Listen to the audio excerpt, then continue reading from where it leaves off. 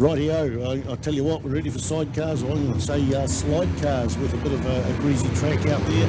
So I've just been informed by Neville Nicholson, who's joined me, that I didn't catch up with that information, but the qualifying times for this morning stay for today, and I'm guessing going to stay for tomorrow as well. So a bit of adhesion trouble out there. Do you really think it's much of a problem at the moment there, Neville? Yeah, no, it'd be great fun, man. I'd love to be out there in that. Yeah. You've just been out there on number 95. How was that on the solo in the wet? Yeah, it was all right. Sort of just come in sort of 2/3 of the way through the race, so yeah, it makes you a bit nervous towards the end. But yeah, still grip was okay. All right, we've got a mixture of front exit and rear exit sidecars, and the answer's pretty simple. You can see the two lead bikes coming out of the hairpin, the 850 Norton Commando and the 69 Norton of Mark Hall's in second spot there.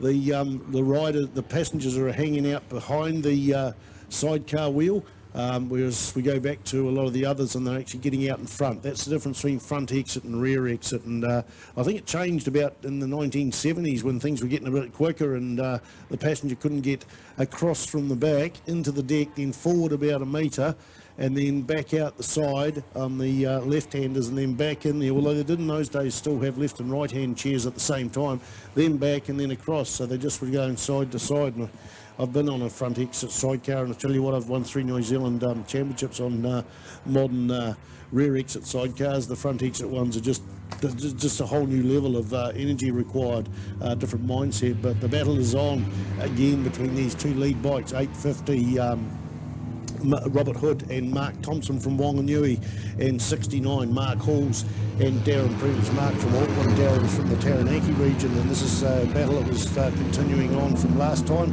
and a lot of the other classic races over the series. Back to third, fourth and fifth, and a huge tight field there. These boys are getting to grips with that little 281 machine. It's the new team there with Smithy's old bike. 380, isn't it? 380, sorry, yeah. 380, yep. Yeah, the scrutiny didn't pick up that the numbers are not much bigger than a letterbox number. But anyway, they're in fourth spot there. They're in fourth spot, and they're looking around to go around the outside of Darren Partey and Lynn Herring there on the BMW. That battle's coming into the hairpin there, and I think that's number 250 there, the Yamaha from Wanganui, with Brian Greenless doing the passengering for Peter Dowman on the Yamaha XS650. So look at the legs that BMW's got down the centre straight there. Shaft drive machine, and how much I like these BMWs. Of course, at the time they were leaders in the World Championship in the 50s and the 60s, definitely in the 60s and that, and they seem to have then been taken over by other bikes, but there's a lot of meat in those engines to improve them, isn't there? Yeah, those little 500 Rennsport BMW twins, and that were successful right from the early 50s right through until the pretty much late 60s, late 60s really. Oh, we got a battle going out in the front, and it's a change of position coming up into turn one. Mark Halls has taken the inside line into tyre. Oh, yep. What happened there, Neville? They just got it. I think he might have outbraked himself somehow. Longer line there for the Wanganui machine, the 850. It's around the outside trying to, but that 850 just got the drive on the inside. This is a great sidecar battle. Number 850 versus 69, the Wanganui team versus the Auckland Taranaki team. The Wanganui team on the silver and black machine, the 850 machine, and the Halls Prentice machine, the CTR, I think. Is this a CTR, Chris Thoreau Racing machine? We have to call it as that. In second spot, got the legs down the centre straight. We're going to look back to this battle for third and fourth between 457 and 280, and that's coming to you through the S's there. Boys getting to grips with it. The 280 machine there, 380 machine, sorry, Dave Black and Dan Frazen. Do you know if they've had much experience on sidecars as yet? Yeah, well, Dan, he got introduced with sidecar racing by my daughter in Australia. And he did a little bit over there in classics. I don't think he's been on a modern one as such, but Dave was also now racing a 1300 Hayabusa that belonged to Phil Sowersby, and I think Dan's going to be doing some swinging on that as well. That beast comes out again. That's one of the weapons. Phil Sowersby, yeah, he's a legend back from the Marlborough Series days and won a New Zealand championship back in those days. and then come out in the late 90s, early 2000s and had another go there, parked the bike up and somebody else took it over, and it's good to see that'll be back out on the track. Looking for the lead bikes. They've now done another lap and they're going through the infield. Mark Halls has gone through into the front there and got about an 80-metre lead there. So they've got a substantial part of the lap. So we're going to go back to third place. Darren Partey and Lynn Herring on the 457 machine, no fairing, followed by 380 and then 250. The Yamaha there. First of the high wheelers there, 140. 140, and that's Paul Arnott. And Chris Wright there from Gisborne on the Norton sidecar. I think Paul Arnott's riding a solo as well. And what size wheels are these high wheelers running? Well, they're not called high wheelers. What's the correct name for them? Big sitters.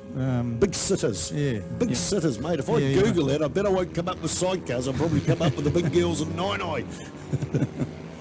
Back to it. Wheels are generally 18-inch. Some of them have got 16s. Sidecar wheels sort of 12s or 10s. So actually we're divided in classes here out on the track at the moment. We're going for post-classic and pre-72 or something like that, do you know? Post-classic and pre-63. Pre-63, that's the one. So the pre-63 will have drum brakes. Yeah.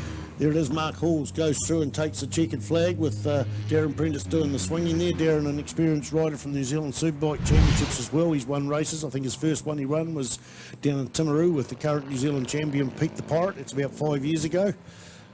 And good to see him back at the track. He's doing a bit of stock car racing in second place, 850, Robert Hood and Mark Thompson. We're looking out for that battle for third place down around the big... In fact, look at the battle there. The Triumph goes round. The 380 machine goes round the outside there, coming onto the front straight. They've been foxing all the way through and knowing they could get through ahead of Darren Partey and Lynn Herring. Partey and Herring got the legs, but not enough to take it.